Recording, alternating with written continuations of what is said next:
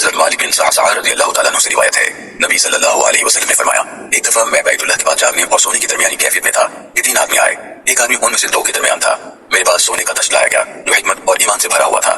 اس درمیان والے آدمی نے میرا بدن سینے سے لے کر پیٹ کے نیچے تک چاک کر دیا، پھر اس نے میرے دل کو زمزم کے پانی سے دھویا، پھر اسے حکمت اور ایمان سے بھر دیا گیا، پھر میرے پاس خنجر سے چھوٹا اور گدھے سے بڑا جانور لایا گیا، پھر میں جبرائیل علیہ السلام کے ساتھ چلا، چنانچہ ہم پہلے یعنی قریبی آسمان تک گئے۔ دروازہ کھٹکھٹانے پر پوچھا گیا کون ہے؟ جبرائیل علیہ السلام نے کہا جبرائیل ہوں۔ پوچھا گیا اور تیرے ساتھ کون ہے؟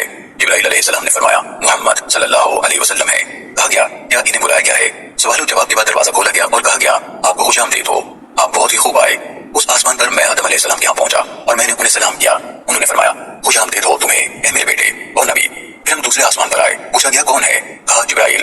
کہا گیا آپ کے ساتھ کون ہے؟ کہا محمد صلی اللہ علیہ وسلم۔ یہاں بھی پہلے آسمان کی طرح ہوا، چنانچہ میں یحییٰ اور عیسیٰ علیہ السلام کے پاس آیا اور میں نے انہیں سلام کیا، انہوں نے کہا خوش آمدید ہو آپ کو اے ہمارے بھائی اور نبی۔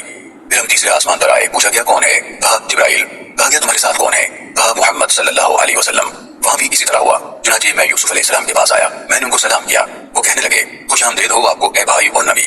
پھر ہم چوتھے آسمان تک پہنچے، وہاں بھی وہی کچھ ہوا، میں ادریس علیہ السلام کو ملا، میں نے انہیں سلام کیا، انہوں نے کہا خوش آمدید ہو آپ کو اے بھائی اور نبی۔